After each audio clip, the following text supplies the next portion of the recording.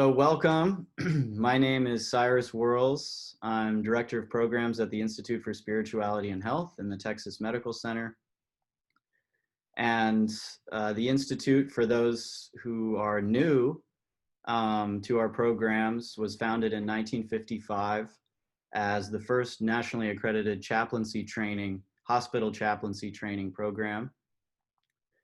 And we've had a storied history since then, explored a lot of different things, been through many iterations, but our mission for all that time has been to enhance well-being by exploring the relationship between spirituality and health. And obviously one of the big questions that we get is, what do you mean by spirituality? And what do you mean by health? And we take a broad, open-minded view of each. And we see that spiritual questions from any faith tradition or non-faith tradition often emerge and are particularly intense with regards to end of life. And that process, questions about what lies beyond. So it's pertinent that we've been in the last 5 years exploring near-death experiences. And it began with an intern, Anyang, who decided to study near-death experiences and other transformations of consciousness. And it led to a couple initial programs and the publishing of a book by actually someone, Elizabeth Crone, who's joining us today, I'm sure. And it kind of began this conversation at the Institute. And then about a year ago, I guess, maybe a little less, we were introduced to Pat Johnson and Kathy Beasley, who will introduce themselves in a moment, who were from the IANDS, International Association of Near-Death Studies, which PMH Atwater has been thoroughly involved in over the years. And they wanted to form a Houston chapter. And so we launched it in February. And this will be the third presentation, and I believe the sixth overall program of Houston IANDS. And we're really excited about this collaboration. And we're very excited to have PMH Atwater here today. Before we begin the interview and I introduce Dr. Atwater, I'd like to give Pat and Kathy just a quick opportunity to introduce themselves and maybe say a couple words about Houston IANDS. Okay, go ahead, Kathy. Oh, Bill. Thanks, Pat. Yeah, my name is Kathy Beasley, and I'm a near-death experiencer.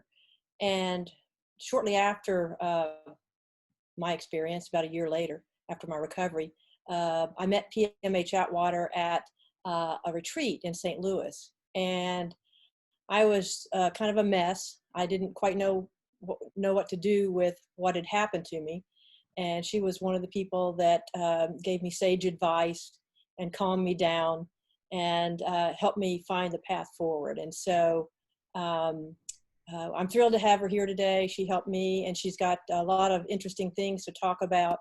And so I don't want to take too much of her time because I want to let her speak. And so that's who I am. Pat and I met also in St. Louis.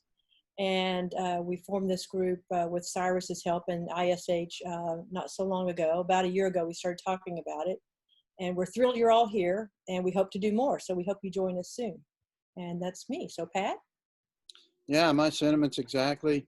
I had a near-death experience 10 years ago. And when it first happened to me, I was confused by all the changes I was going through. So I was lucky enough to get in touch with the local IANDS group in Austin, which was a tremendous help. But also, more than anything that I read, I got a hold of a couple of books that PMH had written, and it really explained a lot of the changes that I was going through. So it confirmed that I had an ND. Well, I knew I had an ND, but it confirmed to me that I wasn't crazy. That this is just part of the process.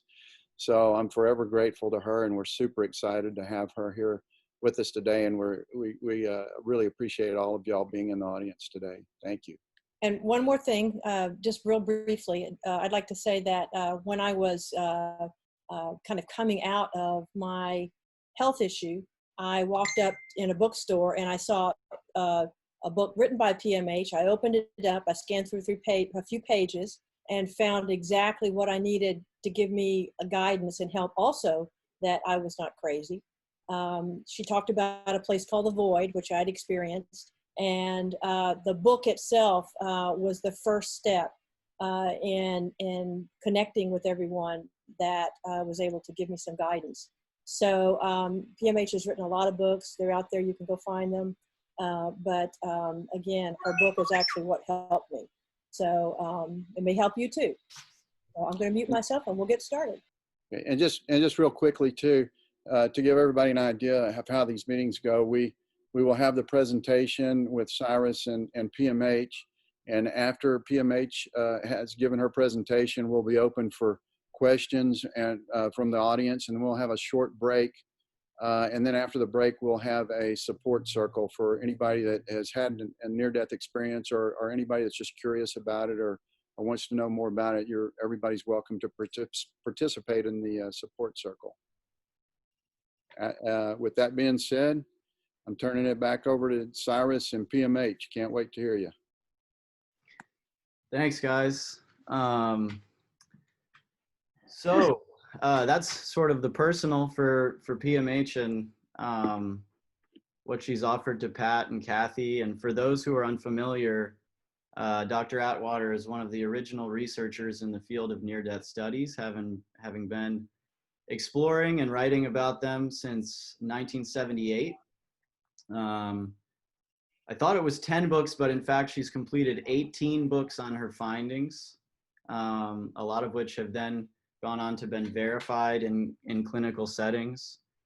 She has a unique kind of research and interview style that brings out a lot from experiencers. Perhaps some of her most famous works are the Big Book of Near-Death Experiences and Near-Death Experiences, The Rest of the Story. And recently she published Forever Angels, which is about child near-death experiencers. I guess with that, let's start the conversation. So Dr. Atwater, thank you so much for being here. And it's a thrill. It's an absolute thrill. Well, it's a thrill for us. And why don't we start at the beginning? What got you into studying near-death experiences? I died. That's it. I died. 3 times in 3 months. I look back and I call it the heavenly sledgehammer effect. You know, that doesn't tell you how stubborn I was before. I don't know what will. 3 times in 3 months. And in my 3rd near-death experience, I heard a voice. No, it wasn't an angel. It wasn't a guide. It wasn't a guardian. It wasn't any kind of those voices. It was a voice so big. It's like it covered the universe, the entire universe. And I called it the voice like none other because I didn't know what else to call it. And it was very specific. And it said, and I quote, "Test revelation. You are to do the research. 1 book for each death." It did not name book number 1. I think that was probably coming back to life, but I don't know. It did name book 2, which is future memory. It did name book 3, which is a manual for developing humans. So all those books are out there. 1977 was my year to become a human being again. Many of us go through a lot of trauma or mix up or craziness afterward. I was certainly one of those. I had a great deal of problem dragging my right leg. My right leg wouldn't work. I went through all kinds of health problems until it finally got to the point where I decided I've had enough of this. I took myself out of allopathic care, which is medical doctors, put myself into a more naturopathy and a more wholeness and wellness form of medication. And at the time, that seemed like a terrible choice because I got even worse. And then suddenly I started getting better and better and better and better and better. And that now is still my medication of preference, things like homeopathy and this kind of thing. But that first year, I did not recognize sheets. I did not know what soap was. I did not know what pots and pans were. I did not recognize my own children. I didn't recognize anything. So for a period of time, the only thing I could say was God is. And I would chant it by the hour. And that's what kept me sane. And it was from that that I slowly came back. But I challenged everything in my environment because that's the only way anything could make sense to me. I challenged soap. I challenged bed sheets. I challenged everything to re-identify them and redefine them. I even went so far as to send off to the major makers of pots and pans, get their metallurgical reports, and went to a local lab, had their reports tested, and then only did I decide what pots and pans I would use in my cooking, which means I threw away everything with a copper bottom. Everything out the door. Teflon out the door. So PMH, going back, how did you make sense of the fact that this had happened to you? Because there wasn't really a lot of research in 1977 about it. That I knew of. What I did was I followed that voice. It didn't matter the outer world. What mattered was the inner voice. I was to do research. I knew what research was because I was a cop's kid. I was raised in a police station, and I knew police investigative techniques. I had always been a researcher. I did my first double-blind study with a control group at the age of 5. I've been challenging my world most of my life, and certainly in the first grade. You know, Pearl Harbor and all the trauma of Pearl Harbor, that was a big thing for me in Twin Falls, Idaho. And then in class, first grade, I turned out to be the only kid who was born with dyslexia and synesthesia. Well, in those days, a few knew about dyslexia. Nobody had ever heard of synesthesia. And of course, it's synesthesia and its elaboration of the limbic system in the brain. Well over 58% of my research, near-death experiences coming back begin to develop synesthesia. That's multiple senses or a change in your senses. Let me give you a quick example. I was the only kid in school who could smell color, see music, and hear numbers. I was not lying. That was no exaggeration. That was the absolute truth.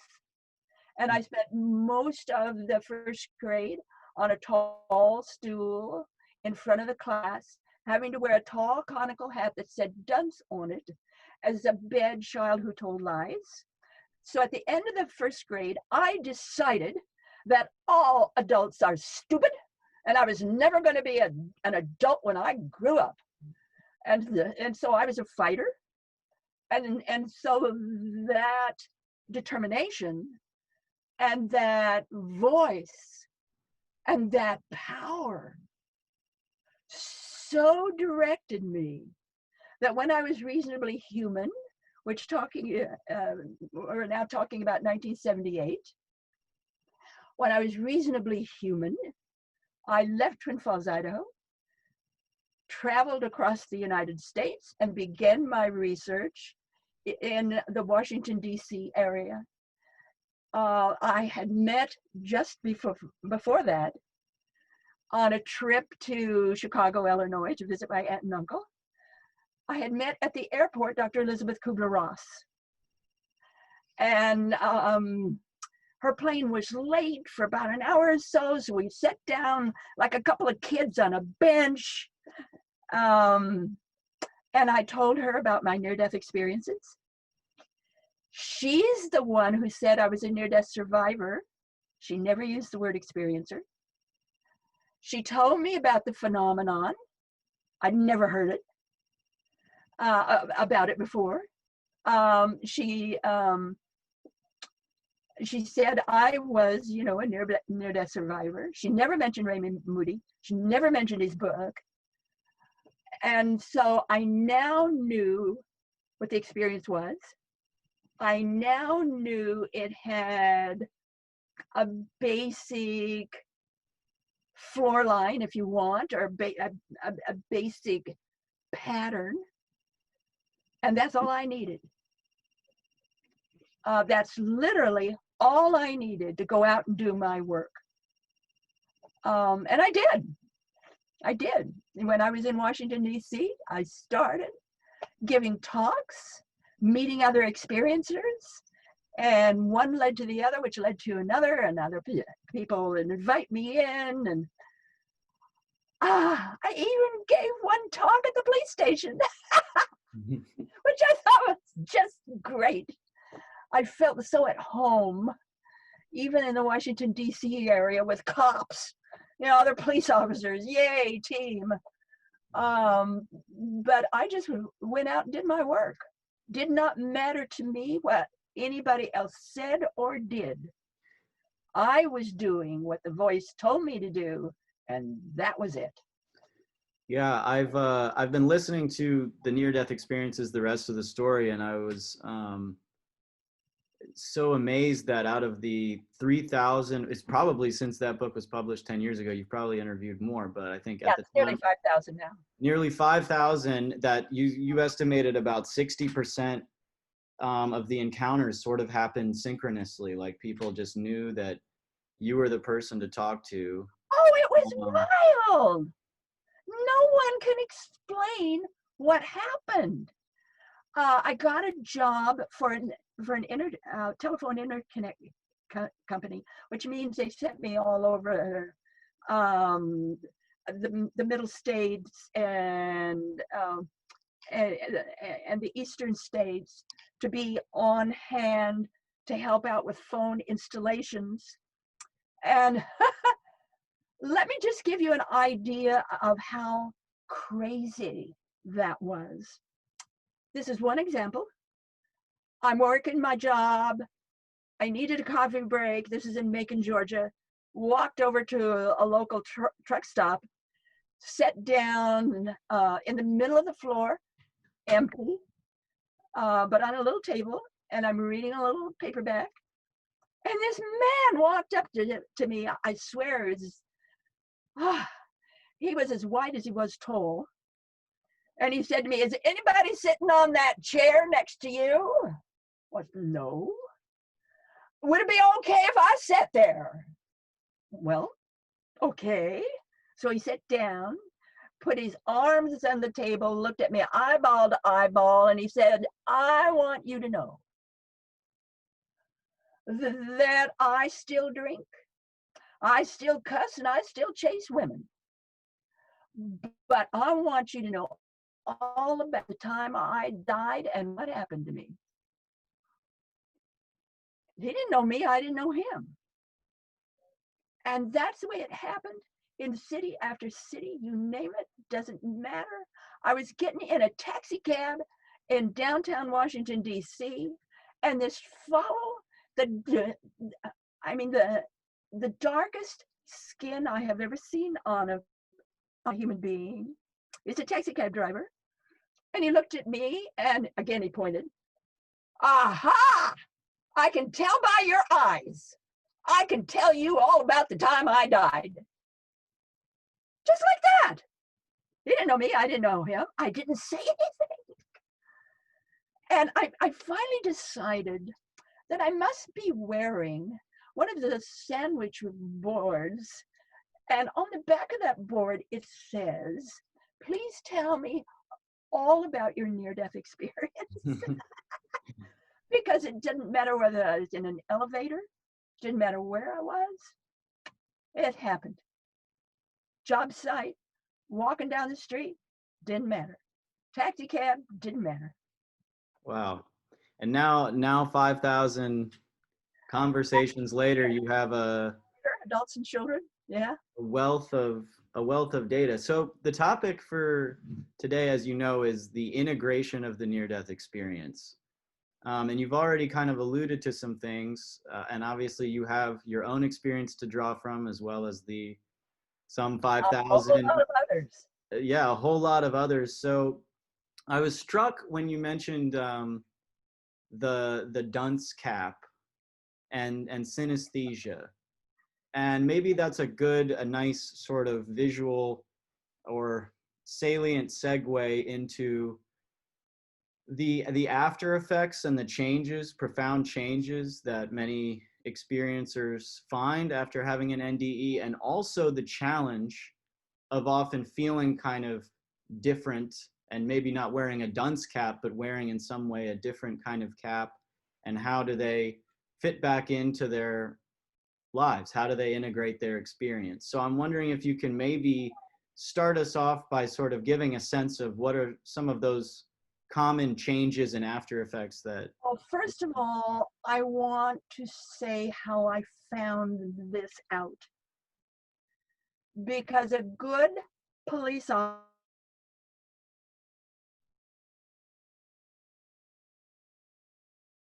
PMH, you there? yes, can you hear me? Now I can. You froze. I don't know if that Oh, was I'm sorry, just maybe me. I use my pointer finger. A good police officer will never use the word first, ever. He will, he or she, let's say there's an accident, there's 3 witnesses, they go up, and the first thing they say is, did you see anything?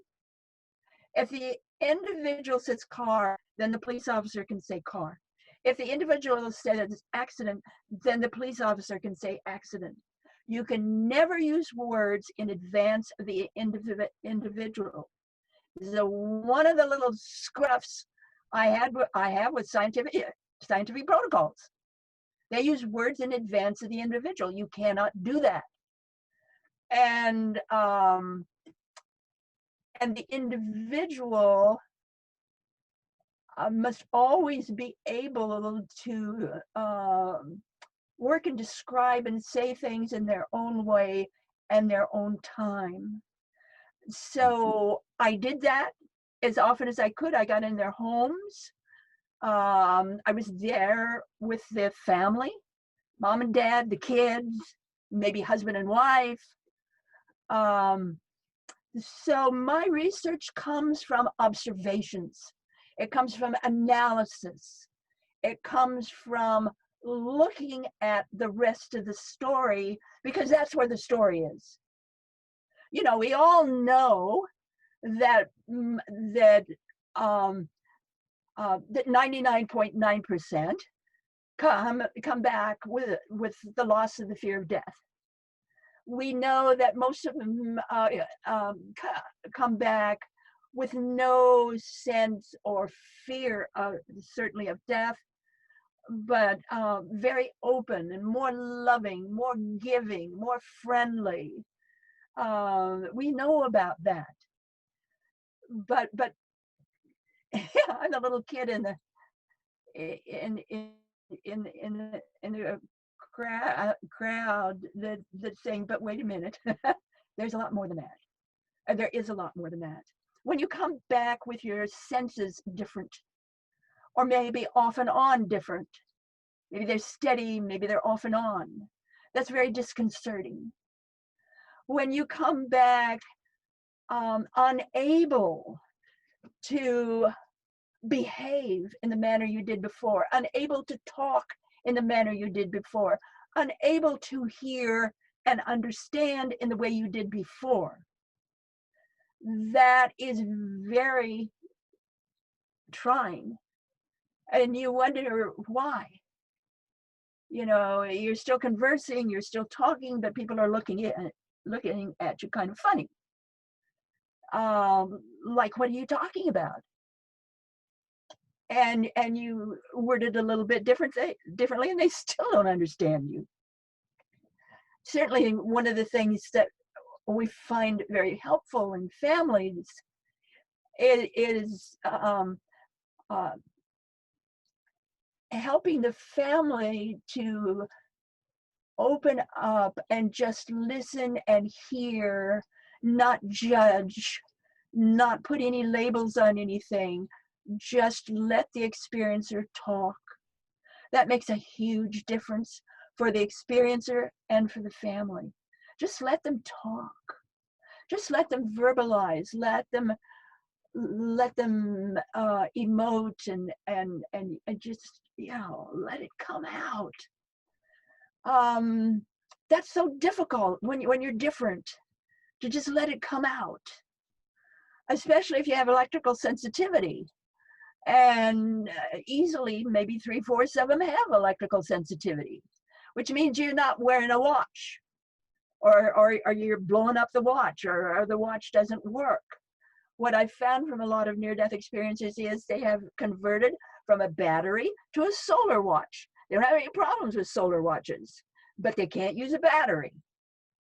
When you're walking around light bulbs and the light bulbs pop, you're taking a stroll down the street and the light bulbs go crash, crash, crash, crash.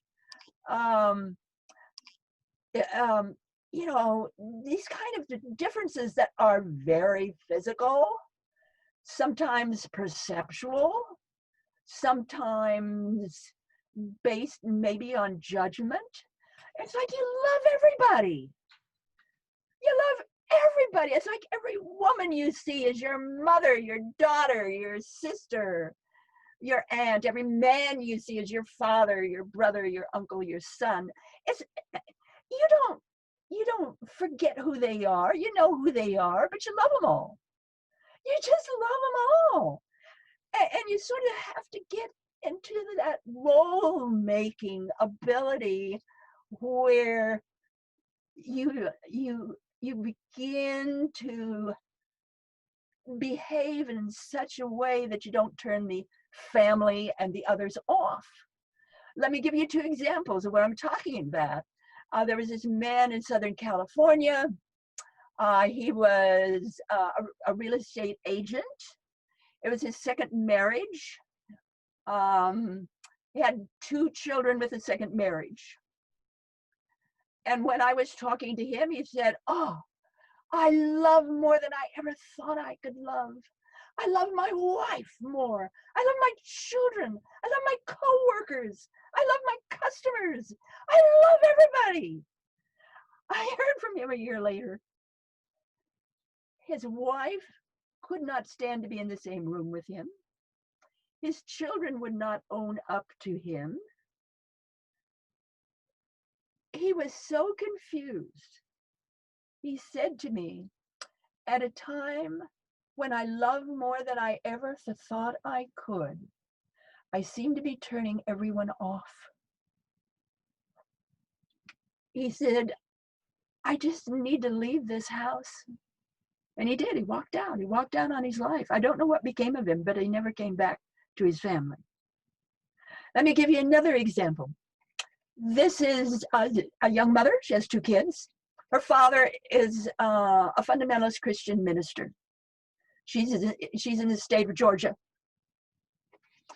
And I said to her,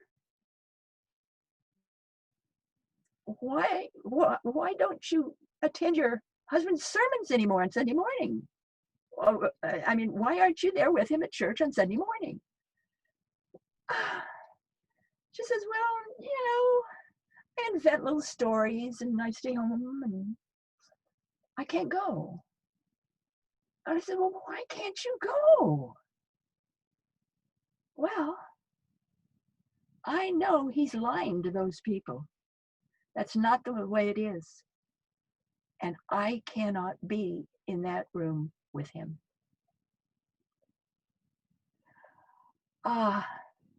This can be real tearjerkers. What happens with this business of unconditional love? Let me share one of my own with my oldest daughter. I have 3 children, boy, and followed by 2 girls. The oldest one, Natalie. Well, look, in Idaho, we're all plain speakers. You just come out and you say what you want to say. Living here in Virginia, I've had to learn to be diplomatic, which in Idaho is a joke. But, you know, I've been trying to be more careful. But back in Idaho, Natalie caught me in the kitchen, and she pointed her finger out and says, well, you're friendlier now than you used to be, and you're easier to talk to. But you're not Mom, and I want Mom back. We spent years searching for that woman, never did find her. I don't know what happened to her. Poof, she's gone. She's finally accepted me. The oldest and the youngest didn't have any problem. It was Natalie. But that gives you a sense of children when they're in your family. They need to know how much you love them, but they need to feel privy. They need to feel privy to you, that that they are special to you.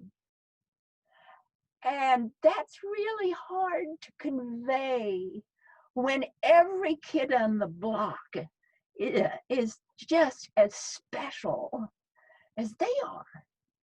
They feel robbed of their childhood. So what I have done with a lot of near-death experiences, I say play act. Really, play act.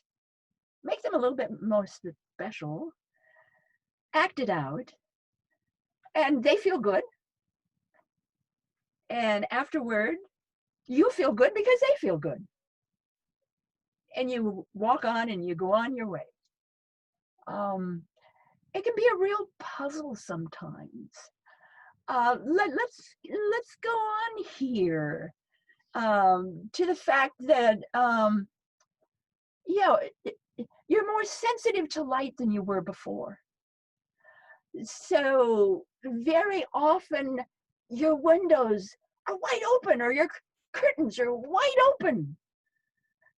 And my husband has a problem with that. So I bought these kind of lace-like curtains that still let in a lot of light, but we have some modicum of protection. And he's a romantic man. He likes to, candles and romance at the dinner table. And I go around, snapping all the lights on full. And I say to him, well, and God said, let there be light. So just light everywhere. You don't want to close your closet doors. Have you noticed that, experiencers? You really don't want to close your closet doors. And you don't want to close your cupboards. Did you ever stop to think that you don't want any kind of closed mess around you? Because you were either once dead or nearly dead. It's that idea of the coffin. You want things open. You want, your home open in any and every way you can. So I devised a way of doing that where my husband and everybody else would feel better. That is to say, I would put some kind of sculpture or flowers or something beautiful in our open closets, so they wouldn't feel bad about having the closet doors open because it was always so lovely. There's other ways of handling these kinds of little things. And a big one. Oh, I hope there's some medical people in the audience. Oh, I hope there are medical people in the audience. Now hear this. You come back without the same tolerance to pharmaceuticals you had before. It's gone. Sorry, gone. So I recommend turning to, as much as you can, to things like homeopathy or various other wellness techniques. Yes, you can still go to MDs, but it's nice if that MD has a background in herbs and other ways of dealing with illness. But the biggie really is children. A child who has a near-death experience. The average child is medicated according to age and weight. What if that child had a near-death experience? You can have real serious problems here. Let me give you an example that I know will help you. This is a nurse, probably in her 40s, African-American, wonderful lady, had lupus. She was rushed to the hospital. It was an emergency case. This is Johns Hopkins University. She was part of my original research base, so she knew me. So she called me when it was over to tell me what happened. When she got to Johns Hopkins University, the doctor there, mind you, the doctor there asked her, have you ever had a near-death experience? She said, yes. He said, tell me about it. She did. Right away,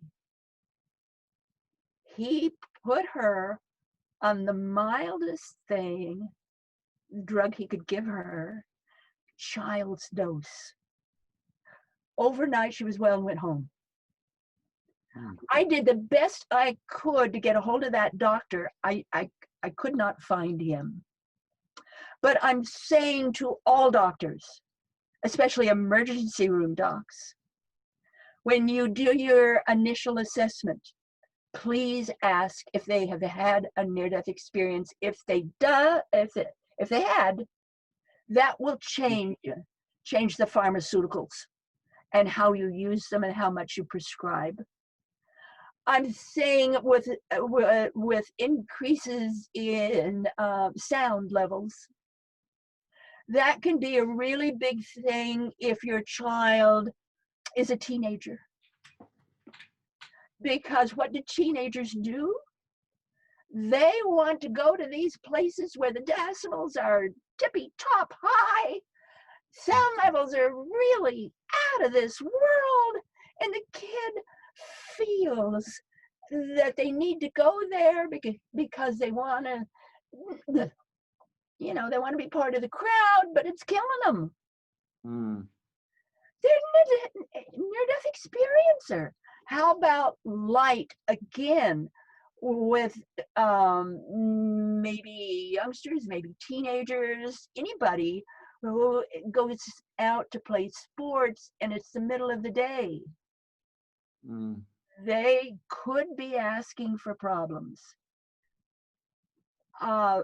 Please be careful about these kinds of things because they do indeed make a difference, and it makes a difference what you're eating. And it makes a difference that you get, of course, a lot of water. But one of the things I do with food, it's not in any of my books, but I'm giving you a secret. When I cook, I always ask the food what it wants to do. And that's how I cook. Yeah, the food is alive. I really appreciate you addressing the medical side of it, especially since we're kind of based in the medical center, and I know the medical community doesn't always really recognize near-death experiences or sort of appreciate them. But I want to turn back to some, because it seems, and I'm not an experiencer, so Go I ahead. present this humbly, but I would guess that experiencers would say that it's a little easier to kind of integrate some of those things like light and sound sensitivity and kind of make those little adjustments. But I mean, what you shared about your daughter and Yeah. people feeling sort of this, you'd think like unlimited love, you know, would be this kind of, or this, the opening of the gates of love would be this very positive thing. But I mean, how? Let's talk about that. Unconditional love. That's a number one theme to the near-death experience, because you come back and you now have a taste of unconditional love, and it's just wow. It's a wow kind of thing. What we don't realize as experiencers, and probably anybody else, is unconditional love is agape. It's God's love. It's love for everybody. Everybody. Hear that? Yoo-hoo! Everybody. You're loving everybody. And your family or your mate misunderstands that. The husband or the wife may think you're a big flirt. May think that you're stepping out on them. The divorce rate of near-death experiencers is between 77 to 80% within 5 years. Here we have the challenge of love. And it's big, and it's serious, and it causes a lot of misunderstanding, especially with the experiencer, because they're so full of love. Yet the person who's with them may indeed misunderstand that. They want privacy. They want to feel like they're number one. And they so misunderstand that. IANDS at their conferences now usually have a special session for the parents or spouses of near-death experiencers to help them understand the difference in love, the difference in behavior, the difference in speech. You know, you're now using big words or words you've never used before, and everybody else is going clunk. You know, what did you just say? And you're gonna love this. Everybody's gonna love this.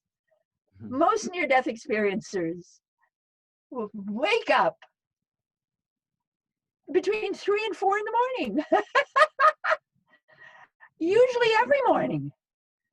And they're puzzled. Why am I getting up at 2:30, maybe 3, maybe 3:30 or 4 in the morning? Well, hey, let me give you, let me give you some information here about that magic hour between 3 to 4 in the morning. That's when melatonin levels peak in the pineal gland, which affects the conversion of light waves into energy. The deeper function of the pineal peaks in the production of DMT, the spirit molecule, during that time.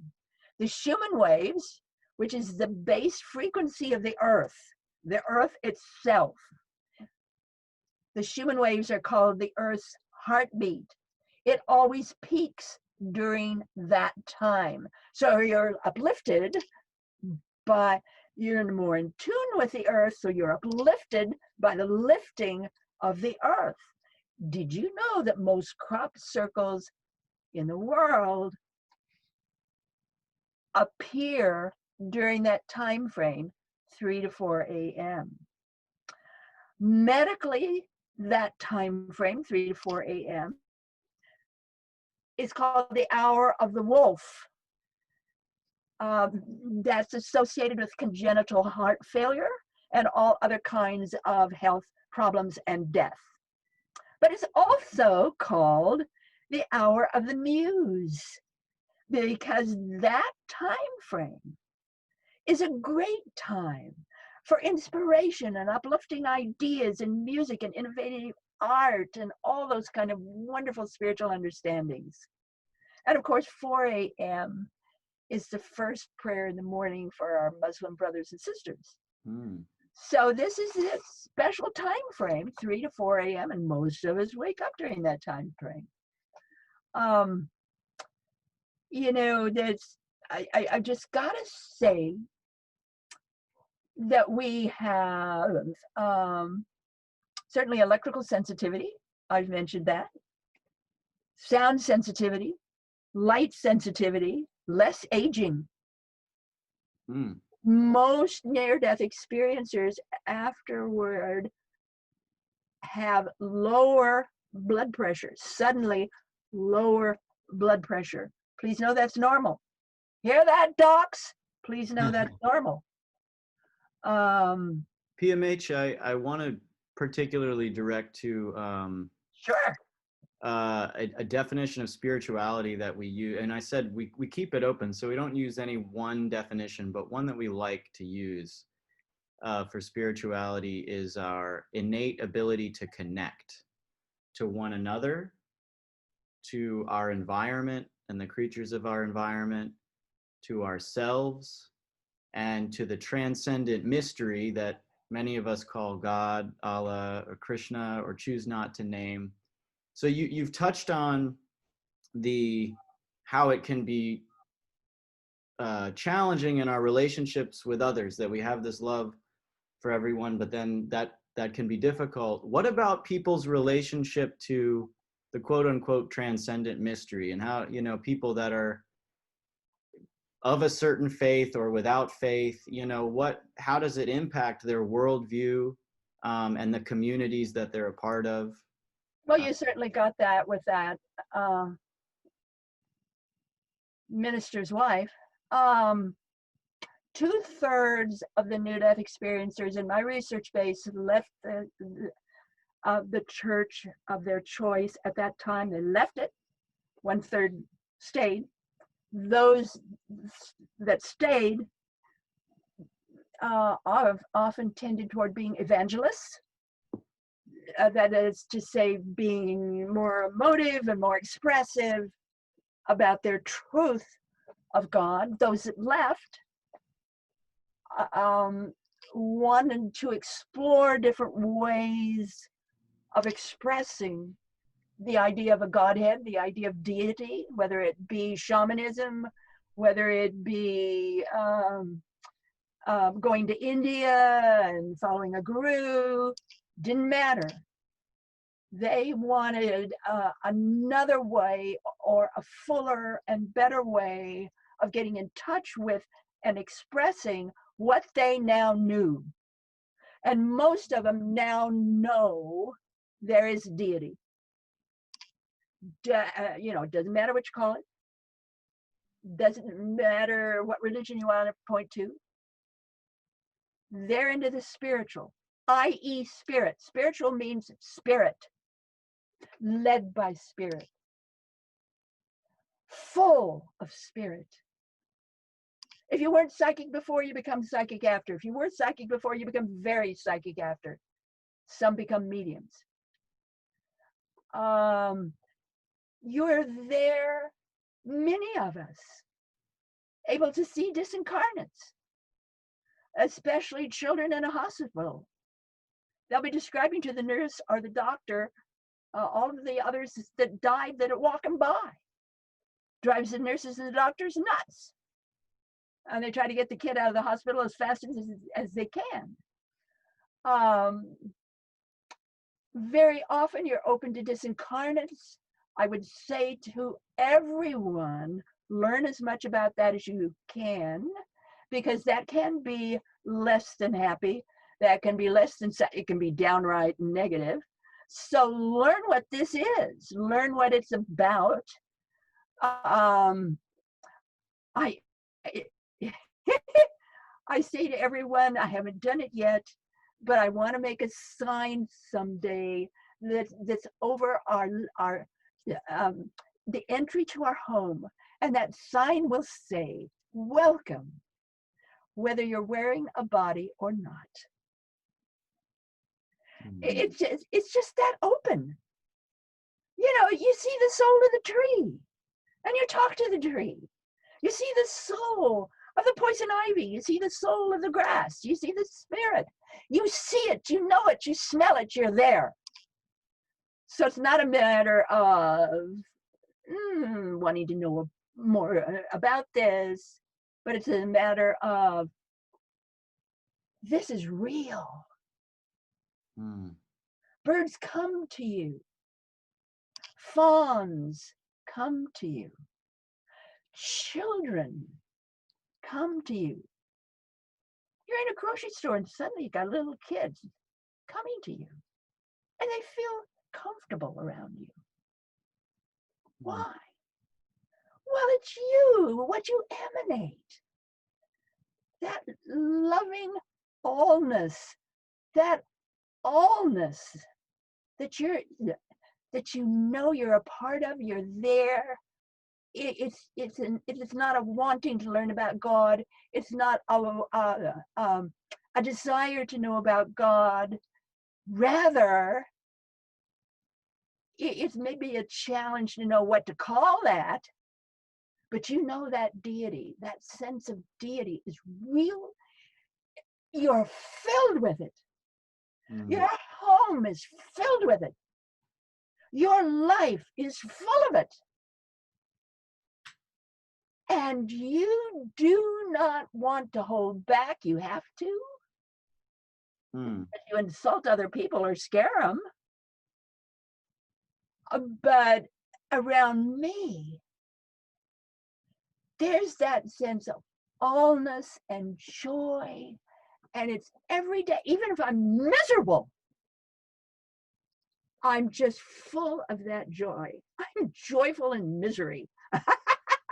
And that happens sometimes. And I love doing dishes. I will not ever have a dishwasher. Nuts to that. Because when I'm doing dishes, I get to play with the bubbles. You know, have you ever done that when you're doing dishes and playing with the bubbles? It's so much fun. And you caress those dishes with the dish rag. Oh, it's a game. And so it sort of changes the way you want to live. Not all of them can. The way you want to breathe, the way you want to talk. And they're challenged to do that and feel that and live that. And invariably, one way or another, they are open to that sense of knowing. They are open to that sense of feeling the world around them, feeling the people around them. And right now, that's a big challenge because you've got COVID-19. I mean, our economy is tanking. The world, you know, here's this world. What can we do with this world? Well, what we can do is affirm that we will be led to whatever is best for our highest good and the highest good of all concerned, because we know for sure that all is right with the world, no matter what the world looks like. And we will do our job as we are led. Wow, that really struck me. Thank you.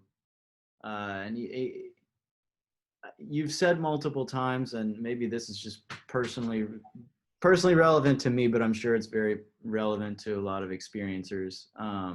You've mentioned this knowing and this desire to share it all. Like, I've seen it, I know, and I just want to share, but you just said you can't. You have to sort of hold back. So for the experiencers in the audience, or for the people who might know experiencers, I mean, how do you hold back? How do you temper yourself? And what can you share such that you can preserve but also grow relationships? Well, you ask a personal question.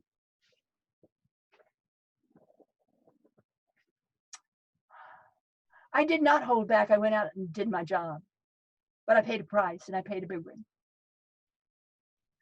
Because I did not use scientific protocol, the PhDs and MDs will refuse to accept my work.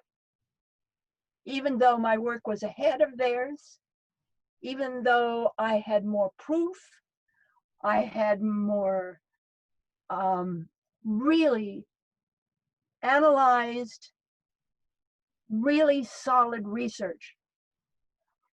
I had doctor after doctor come to me and say, you do the best research of anybody else in the field, but of course you realize I can't say that in any of my papers. So that means I'm not getting the money. That means I have to go to publishers that don't pay that much. That means I don't rake in the coins at all for giving talks. What pays for what I do now and have done for the last 20 years is my Social Security. That's what pays for my newsletter. That's what pays for my website. I would love to be able to at least get a fair fee for what I do.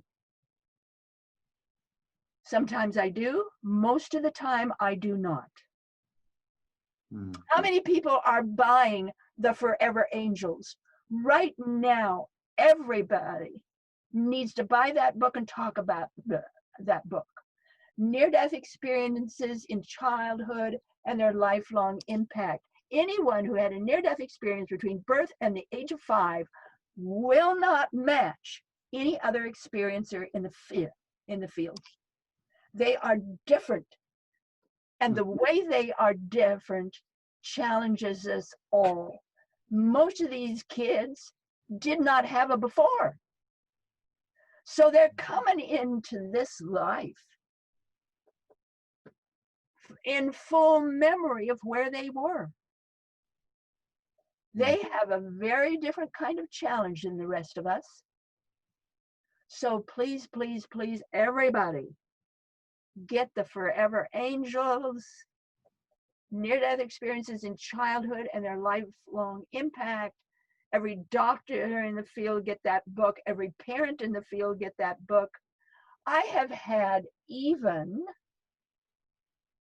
New York cops, one in particular, who was in his late 40s, call me on the phone after reading that book. And he says, I had a near-death experience when I was 3. And you described me perfectly. My whole life has been defined by my difference. I've never understood it.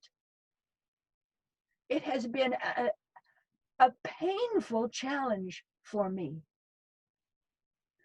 And I have wished myself dead for years. So we're talking suicide ideation.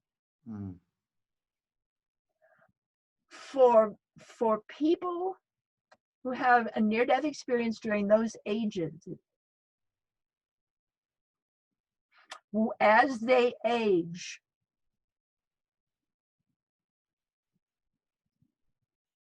the near-death, the after effects increase, they do not decrease. 74% become very successful in life. These children come back smarter than before. Many of them are geniuses. Most of them are abstracting by the age of 6, maybe 5.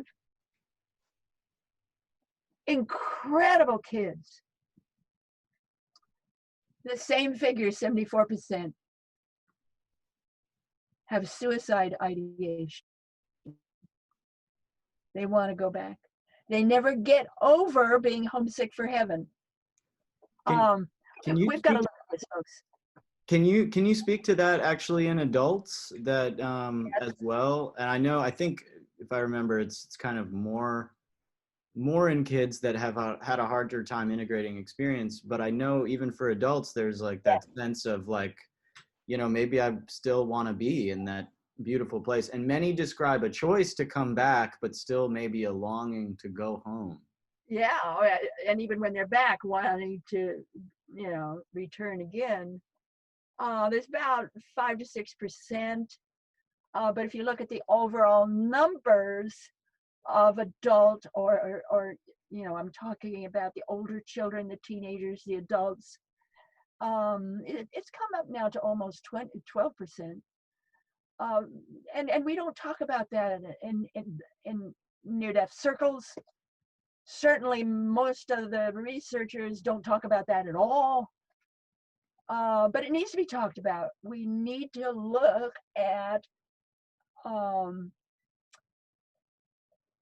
that other side of near-death experiences. They are incredible. They enhance your abilities and your feelings and your brain and your intelligence and your psychic abilities and your knowing and your ability to give and receive love and aid. It just makes you an incredible human being who is always challenged by the desire to go back.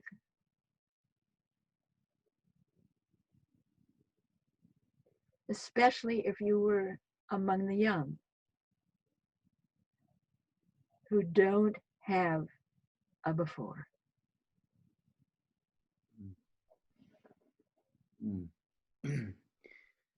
You mentioned earlier, and I'm glad you brought it up because I was thinking about it, the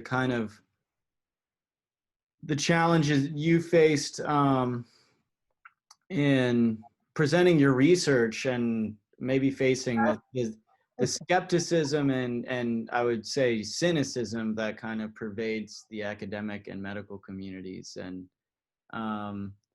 I wonder, and it's kind of, I'm going to draw this parallel between you presenting your research and being unfiltered, kind of just sharing it, and the challenges of the medical community, for lack of a better word, saying you're crazy or we're not sure about this, to the challenge that an individual experiencer has coming back and wanting to share everything to the people around them and being called crazy, or just people being afraid, of these kind of wild things that challenge their up and touch you and spark because of the electrical sensitivity. Yeah.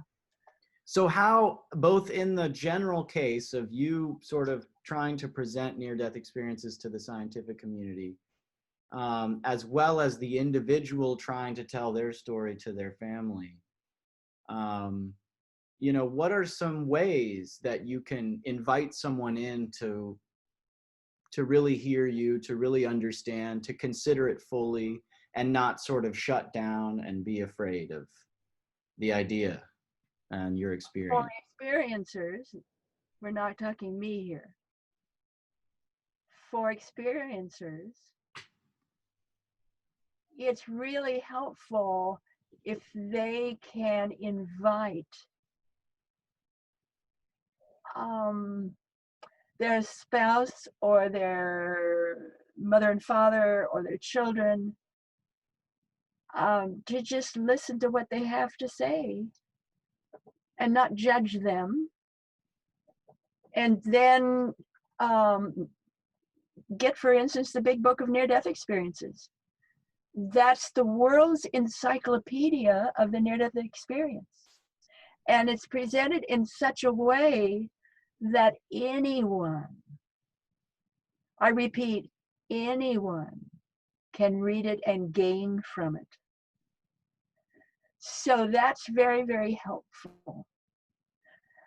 And it's also helpful to the experiencer themselves to realize that they're now different, and that's okay too. They don't have to be like they once were. And that they can bring that difference into the lives of their family and friends and office cohorts, and they can bring that in gently, and you can do it very gently, and there are all kinds of ways that you can do that. And I really recommend a manual for developing humans. I also recommend my website www.pmhatwater.com. There on the homepage is a section called NDE After Effects. I call that first aid. So get in there and read everything that's in there. And then get the book, A Manual for Developing Humans. Between the two, you'll get a lot of help. And that will help you significantly. For myself, what I did with it, I went through cycles. I went through cycles of ignoring them, and I just did my work. And I did my work to such an extent that I could write papers about it, and I've had a number of my papers published. I have had some scientific verification of my work. I am mentioned in Lancet Medical Journal in Pim van Lommel's work. But mostly, I've stayed the course.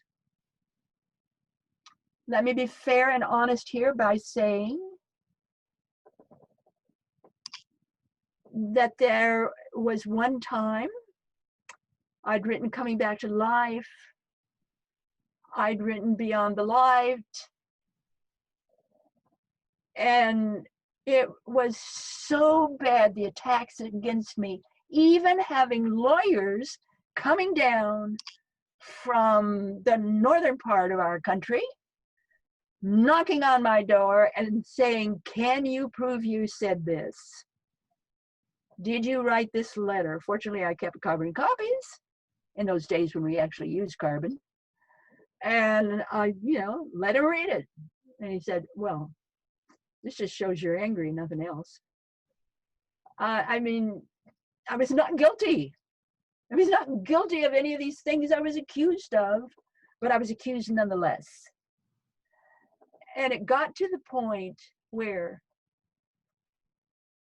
I was ready to take all I had done and burn it and quit my research. I don't care if God told me to do it. I've had enough. And there was one woman that called me on the phone. Her name was Pat Fensky. She at one time was president of IANDS. And she said, I just want to know how things are going on.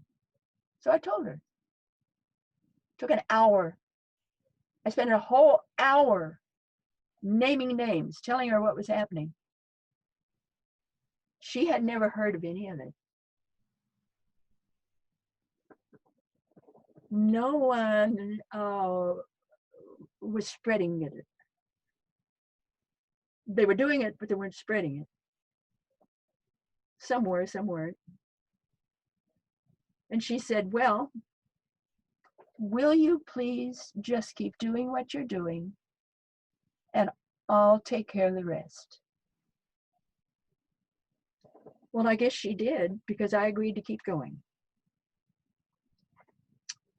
But there was a second time.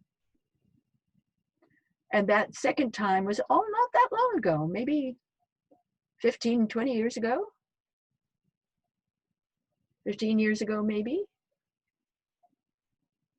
When the attacks against me were so loud and so much that it reached the point where I had a nervous breakdown in the sense that everything went black, everything went dark. I was walking into walls. I couldn't see a wall. I couldn't hear my husband. I couldn't think. My husband became very, very, very alarmed. Wanted to take me to a doctor. And I said, no, let me fall. I need to fall. So I did. I spent a winter in absolute darkness. I came out come spring like a flower comes from soil, with the total knowing that I was to do more and work harder. That's it. No other message. Do more and work harder. And that's exactly what I did. I didn't look back. There was no problem as far as I was concerned about what anybody else said or thought. I knew what I was doing, and I was going to do it better. And I did. And the rest of the books flowed from that moment. As far as I'm concerned today, everybody else reacted in the way they reacted because at that time and in that place, that was how they could emote and deal with it. That's what they had to face. Some of that extra healing was done maybe 5 years ago. Not here, but in Finhorn. I was able to put it all to rest because it doesn't matter. The reason it doesn't matter is this. I'm this character that came out of Idaho. And my idea of higher education was how high you could clear a corral fence when a bull was chasing you. Now that's higher education. And I finally had an opportunity in Montreal, Quebec, to take classes, 3 years, and get a degree, get a doctorate. No, it's not like going to a regular college. I got my letters in the humanities, my doctorate in the letters of the humanities. But at least it gave me a doctorate. It's not as big as a PhD, but I got something. And I checked and double checked my work. I even had instructors of FBI and police work at Quantico reading my work and coming to me and saying, not knowing, but saying, I know you know something about police work. Because they could recognize that from my protocol. I know I did a good job. I know I'm helping the world. I know that I'm doing what I was told to do. And I bless everyone, even my detractors, because they made me tougher. And they made me stronger. And I truly feel that God sent them to me. All of that, all of the people who were attacking my work, that was a gift from God to help me do more and do it better and to help more. And that's what I've done. And you just wait till my next book. I'm on chapter 3. It's going to surprise everybody. because I'm really confronting my life, my death, my research. And I'm tackling this in a way I've never written anything before. And it's not going to be like my other books. It's going to be an opportunity for all of us through my eyes to say, was that really true? And if it was, what did it really mean? We all need to face that someday. Even so much as we know, even our heart of hearts, we all have to face that moment of,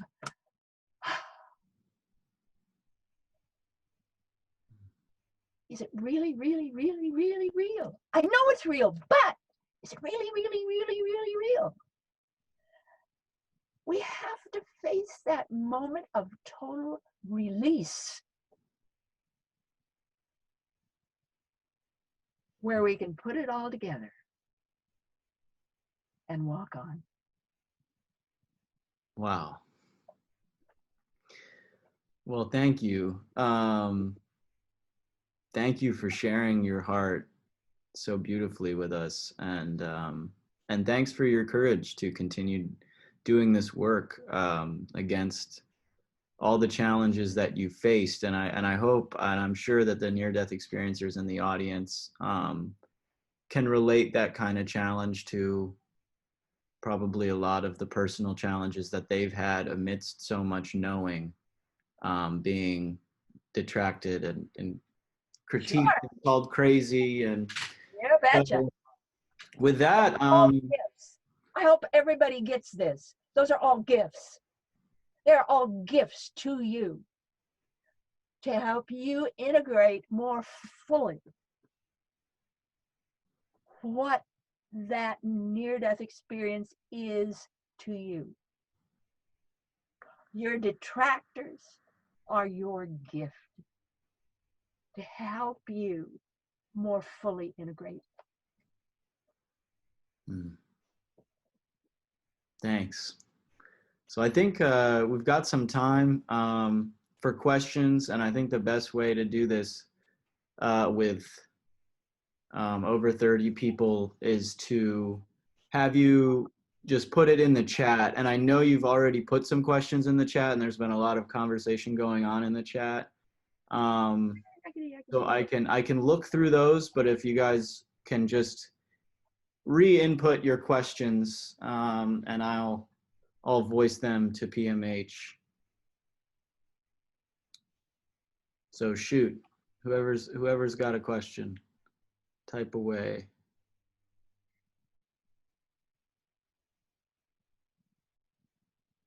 Ooh, this is a great question that I found up in the chat. If one, from Melody, thanks Melody, if one is, I am imagining, having this overwhelming sense of wellness, then will that make you be in more danger of being more self-centered? So this overwhelming sense of wellness, and after an experience, do you run the risk of feeling more self-centered? That all depends on how you handle your feeling of wellness. If you have that feeling or sense of wellness that sort of overpowers others, then yes, that tends to be an ego issue. The sense of wellness should be an easy, gentle adjustment to life. So that not only do you not necessarily insult others, but there's no real sense of you and them. You just sort of flow into it. One of the, in my early days of research, I got a job as a telephone systems analyst at the time of the divestiture with Ma Bell. So I was in a lot of different places. And one of the places I was sent was a job construction site where they were trying to install telephone systems. And they're all men. They were madder than mad. And when I got there, they were all stiff and rigid and loud and just very angry. And I was able to say in a very easy voice, okay, now, let's just talk about what's going on here. Would you share? Would you share? Would you share? Are y'all listening here? Let's just share this. Let's just share what's going on. And in 15 minutes, I had it all turned around and everything was fine. It's a matter of inviting people to be people. Doesn't matter where they are. The fact is they're a child of God. That's a fact. So honor who they are. Doesn't matter if you like them. Just honor who they are. And if they're at your throat, just say, no, thank you, not now, and walk on. And I've been attacked a few times. That's it. And that's what I did. Scared them. I walked down. It's this idea of honor. And what I've learned to do is honor everybody at their level. Doesn't matter what their level is. And give them a chance to emote or express at that level. And say thank you. Or something similar to that. And do the best you can to address whatever the problem is and then walk on. I don't hang with it. It doesn't bother me because they're me and I'm them. So why should it bother me? There are times when things do bother. Well, if they do, then that's my problem. I need to go to a place of silence and clean myself out. That's not their problem. It's my problem. I always want to be at a point of honor whenever I can, and if I can't, I walk on. It's not a matter of good or bad. It's a matter of honoring place.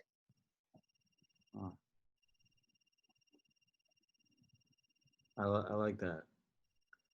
Honoring place. I've been attacked lots of times. Really, I have. It's funny, actually, you say place, because it's the next question I was going to read to you is from Lisa. Do you feel like you're in two worlds, and how do you handle that? So in terms of place, now that No, I'm in one world. I'm in one world with many different vibrations, many different levels, many different textures, but it's all one world. It's one God, one world, one people. It's one, not two. Let's not get into the two. There's no such thing as duality. It's one. And we're different levels of that one. Maybe you don't like that level other person is on. Well, you don't have to put up with it. Or if you do have to put up with it, find a way of doing it in an easy,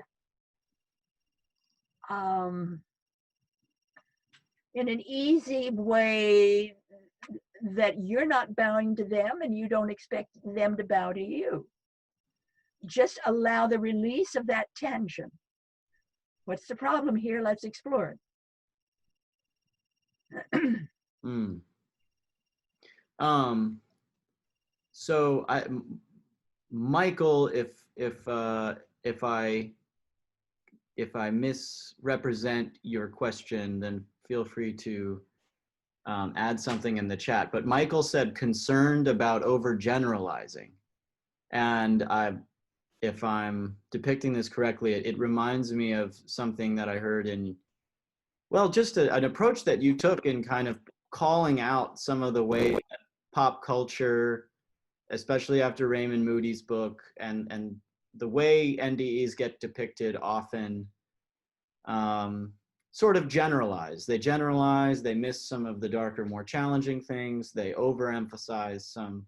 So how do you, I guess, how would you respond about the nuance? Media sensationalism.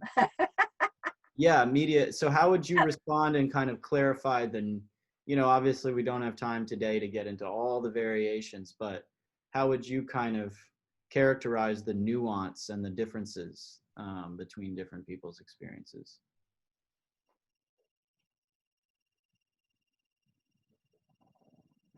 We are all different people, and we see through a different lens, and we have different responses to whatever happens to us. The near-death experience is a single experience that can happen in a real intense manner or a light manner or an indifferent kind of manner. But it is a particular phenomenon that is real, that shows us that life isn't what we think it is. Death isn't what we think it is. It shows us that none of what we think is real is real. It shows us what is real. So in that sense, it challenges all of us to look at our world and say, is there another way of looking at this? And many people say no and walk off. That's all right. If they want to do that, that's fine. But that doesn't mean that you are put down or devalued or shunted in any manner. One of the interesting things about near-death experiences is that it opens up doors within yourself where you begin to look inward and say, oh, there's more to me than I thought there was. I have a soul. I'm spirit. There is a lot more to me than I thought there was. I don't have to be affected in that manner. Sometimes that means that you need to go to school and learn. I did that. I say to every single near-death experiencer, the first thing you need to do is learn how to talk and how to think. Don't think you know how, because you don't, not anymore. You need to learn how to think and how to talk. The way I did that was I took what was called Science of Mind 1 at the Church of Religious Science, which is now called the Centers for Spiritual Living. And I took their classes on spiritual mind treatments, which is simply affirmative prayer. But I took that class, and that one class, 6 weeks, taught me how to think and how to talk. Forget about religion. Forget about spirituality. Forget about learning a different way of living and thinking. Just focus on thinking and speaking and how it really works. If you can get that, learn how to think, learn how to speak, you can get the rest. And I took those classes, a spiritual mind treatment, i.e. affirmative prayer. If you learn what affirmative prayer really is and how it works, it will change your life. Mm. And it did mine. It taught me how to think and how to speak. And that changed everything for me. Because it put things on a different level where I could work with who I was in a world that looked at me askance and wondered who I was. You'll get a lot of that also in a manual for spiritual, a manual for developing humans. The first few sections are devoted to learning how to think and learning how to speak. So you can get that just from the book, A Manual for Developing Humans. You mentioned earlier, very early on in this, that, you know, you were a special child to begin with, that you had, you know, synesthesia and... Well, I was kind of, look, I remember Pearl Harbor and I remember it clearly. I was traumatized by Pearl Harbor in the first grade. Absolutely traumatized by it. Mm. It was very different times. That was the times of victory gardens. If you didn't have a victory garden, you didn't eat. Simple. Everything was rationed. So it was a whole different world. And so many people were dying. In Twin Falls, Idaho, believe it or not, we had many of our people that were involved in the war effort, and many of them died. My walk to school, it was about 6 to 8 blocks, big long blocks like New York City blocks, big blocks. And in those days, if anybody died in the war effort, they were given a large gold decal star to put in their front living room to say, you know, someone died in their family in the war effort. So walking to school, I would see all these gold stars. And this one house, I'll never forget it. This one house had 6 new gold stars overnight. And I stood there and I sobbed and I sobbed and I sobbed. I do not remember one morning in all of my first grade where I didn't have to stop my tears and shudders just to walk in the door of my classroom. And then when I was in my classroom, synesthesia took over and dyslexia took over. I had 5 fathers and 2 mothers. I never had a single floor or a single steady way of looking at the world. You did because you had one parent, you know, a dad and a mom. I didn't. So I always had a different worldview that I was dealing with in my younger years. So that I come from a very different background. That leads me to this beautiful question from Laura, and thank you so much, Laura, for asking this. Well, she says, PMH fellow Idahoan here.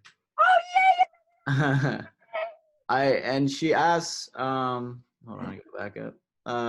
I wonder if you get a sense over all your interviews if there is a type of person who is chosen to have this experience. No, absolutely no. No. So you don't, so in your own case, do you think your sensitivity and sort of just, yeah, I would use the word sensitivity. It's been something else. Look, read the big book of near-death experiences. I did find certain patterns that were repeated over and over and over with people who had near-death experiences. And I've got them all listed there for you. So I did find that. There are patterns of behavior. And I looked for those patterns and I found them. some like commonalities of the people before they have their experience Yeah, or leading up to their yeah, experience? absolutely. Can you give us a couple? Uh, I don't have them with me right now.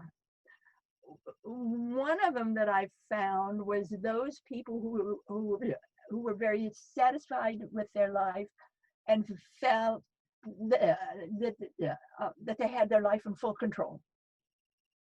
They're invariably a target for something like this. Hmm. Yeah, it's like, oops. Interesting. But you don't see, just I know you said no, you don't see any kind of similarities in There's the no type of people. personality pattern. No, Could be anybody. Could be none, anybody. none. Um Strike that from the list. That's nonsense. well, I really appreciate the question because I couldn't help but have that kind of when you were talking about your childhood When experience. you're ready for something to occur that will lift you to another level, you'll get it. It's the old idea, when the student is ready, the teacher will come. Hmm. But In that, my life, obviously I was ready. I didn't think I was. Hey, I had signed up and I was in classes for the American Banking Institute. I had signed up to become a bank manager. I'd had enough with this other stuff. I wanted to make some money. I wanted to be in charge of something. I wanted to try that out. So I was enrolled in classes for the American Banking Institute when I was raped. And that's the miscarriage, and all the problems from the miscarriage is what caused the deaths. You know, the old adage, when the student is ready, the teacher will come. Absolutely. My teacher was death. I was expecting a person. I got death instead. wow, that's very poignant. And I guess the combination of those two things, just that yes, it comes to you when you're ready, not necessarily in the form of an NDE. No, not at all. But that who is ready is such a mystery, and that it's not something that can easily, we can draw commonalities and say, No. okay, well, these people are obviously ready to have that kind of experience. It's a we're not The privy. commonality here is in your development as a human being, in your growth as a personality, when you are ready for something else, for something higher or better or different, that will come. So again, it's that wonderful old axiom, when the student is ready, the teacher will come, on any and every level. You know, no matter what that level is, if you're ready to learn something new or better or different, you're going to get it. Whether that's, you're going to come down with polio, so you're going to learn a different way of being in the world from that level. It doesn't matter what that is. You're going to get it. You're going to get whatever you need at that point in time to help you to continue to develop. Whether you're going up, getting better, going down, going sideways, doesn't matter. When there is time, when you are ready for movement, to in some way grow or change or lose, something will come that will enable you to do that. And it's up to you how you handle it. But you're going to get it. And this is working out really nicely, how each of your responses go right into the sort of this next question from Kathy. We're flowing. And I do want to say, I know we're a little over the time. I think we'll do a few more questions, but anyone that needs to drop off, I just want to say thank you for joining. And Hit the we'll button have forever angels. we'll have the recording. We'll have the recording, and we'll send you the recording along with some links to the different books if you're interested, as hopefully you are, in Above all else. getting them and reading them. And pardon me, but if you're an IANDS person or anybody, if you buy the big book of near-death experiences, I've signed over my copyright to IANDS. So any money that is paid to buy that book goes directly to IANDS. I don't see a penny. Well, IANDS is part of who's allowed this to flourish. So thank you for supporting them, or us. Yeah, a couple more questions. Thank you for extending your time. Here's the question from Kathy, and it kind of connects to what you said about being ready to have had the experience.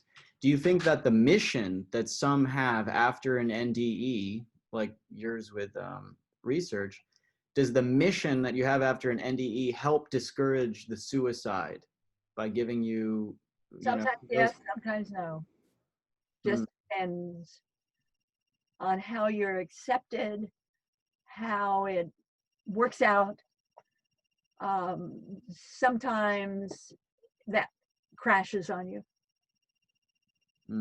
And it becomes very, very difficult. No, it doesn't always work out for everybody. But it works out for most of us. But it's not always pleasant. It certainly has not always been pleasant for me. But the inner life has been. And the outer life for me has been a series of steps and learning and growing, and I bless it all. It's been good. It's been good. This may be our last questions. Maybe there's a couple more. I think we'll do these two, and then I think and then we'll give PMH a break. No, I'm doing okay. Okay. Well, we do want to save some time for the support circle. Sure. So let's do these two more. And this is a good one as well. From Dorrit Gutman. Thanks, Dorrit. Is an NDE defined as near physical death, or can it occur from a psychological trauma or death? They both seem to result in similar outcomes. Well, we have the near-death experience and we have the near-death-like experience, and they're both valid. A person can die, nearly die, or come close to death. We can also have a fear death, a person who was afraid of dying, but didn't die. Like someone with a car headed right for them and it turned just before it smashed into them and scared them, and that to the point that they had a near-death experience. So we can have a near-death-like experience as well as one that actually killed you, or you came close to death but didn't fully die. So you can make it to the morgue, or you can get close to being in the morgue, or you can have a fear death. I mean, there's lots of different kinds of death. Let me give you some examples that I consider full-blown near-death experiences, although the person didn't die. This was a fellow in Canada. He was in his apartment. He was an African Canadian, and he had walked over across his living room to raise or lower the window. I don't remember which. and then walked back to his sofa. And on the way back, he literally walked into a full-blown near-death experience with all of the after effects.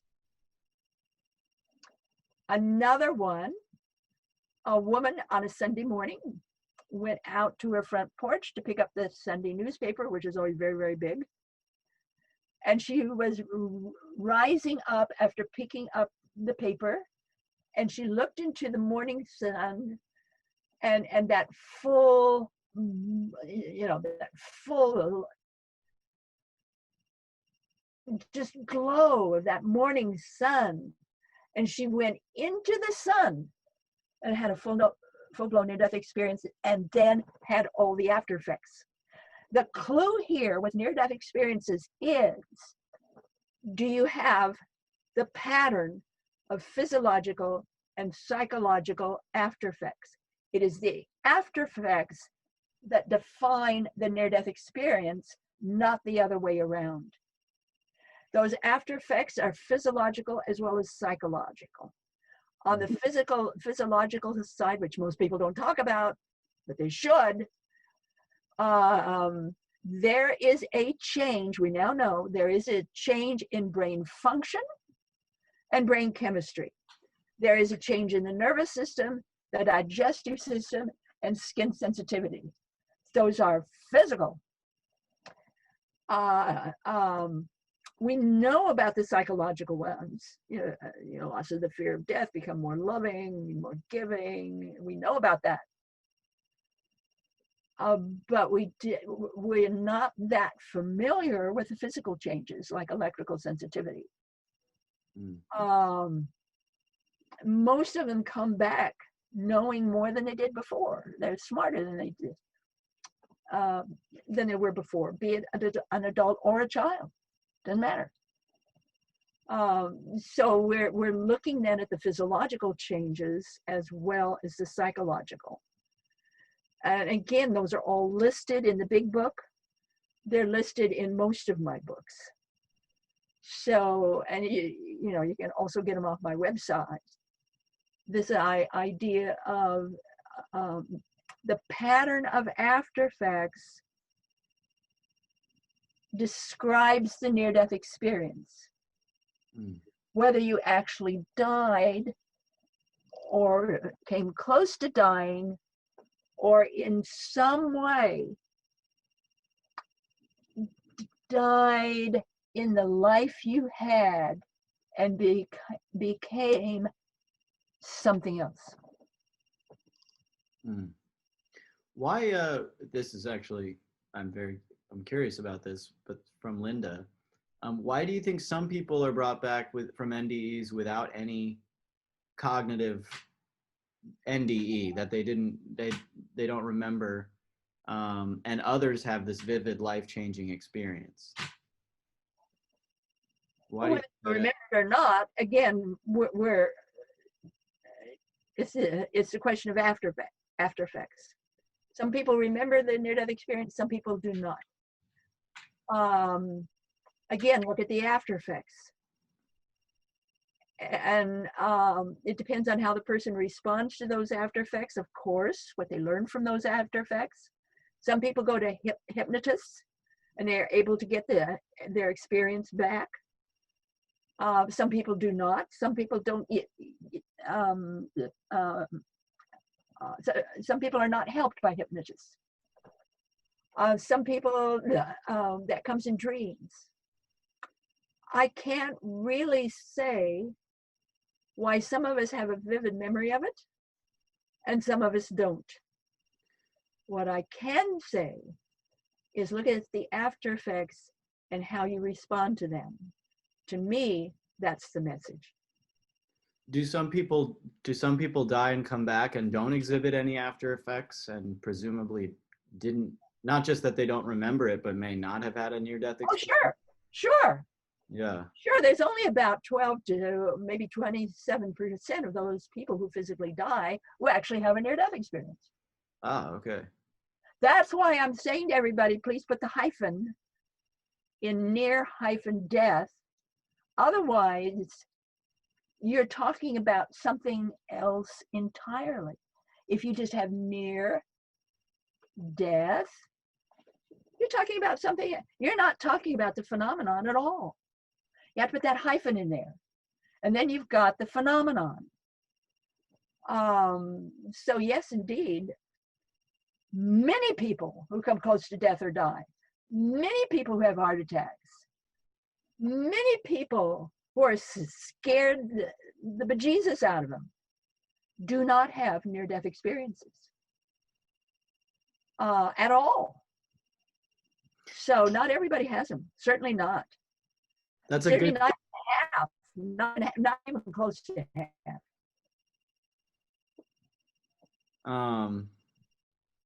I'm taking note of that because now I'm questioning whether I put the hyphen in all of our Yeah, you got to have hyphen. Go back and put the hyphen in there. marketing our marketing materials. I'll make special note of that. Near hyphen death, or you're talking about something else. You're not talking about the phenomenon.